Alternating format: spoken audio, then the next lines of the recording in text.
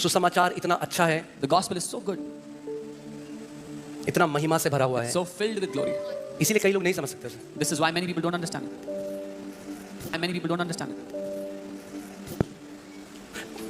I think it's 1 Corinthians 2:14 it says the things of the spirit are foolishness unto a natural man. आम इंसान के लिए सुसमाचार foolishness है, उनको समझ में नहीं आता सुसमाचार। तो उनको लगता है अच्छा करोगे तो परमेश्वर एक्सेप्ट करेगा, ये करोगे तो परमेश्वर दंड देगा, इतना सिंपल है, इसमें डिफिकल्ट क्या है? They think if you do good, God will accept you. If you do bad, God will reject you, punish you. It's so simple. What's the difference? Natural man cannot understand the gospel because gospel came out of the spirit. शारीरिक मनुष्य सुसमाचार को समझ ही नहीं सकता क्योंकि सुसमाचार आत्मा से आया है।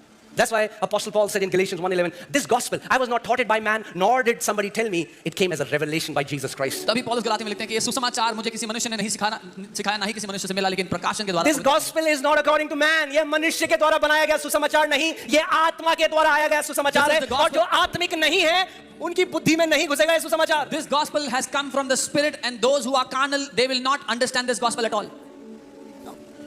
उनका ध्यान यही है, Their focus is on pulpit में जूते उतारो, remove your sandals. इस लड़की ने सर नहीं ढका, This girl is not covering her head. वो उसने ये पहना है, She is wearing this. He is उसके wearing बाल नीले हैं, his hair is blue. खुद वो पूरा पीला है। For us to be truly justified, God had to justify us. सच में हम धर्मी ठहर सकें, उसके लिए परमेश्वर स्वयं को हमें धर्मी ठहराना पड़ा। Amen. Amen. The Bible says Jesus died for our sins, but he was raised up for our justification. अगर यीशु पुनरुत्थानित हो गया तो ये सबूत है कि उसने हमें धर्मी बना दिया है। बाइबल कहती है यीशु हमारे पापों के लिए मरा, लेकिन हमारी धार्मिकता के लिए, हमें धर्मी ठहराने के लिए जी उठा। If Jesus has resurrected, that means he has surely made us just and righteous.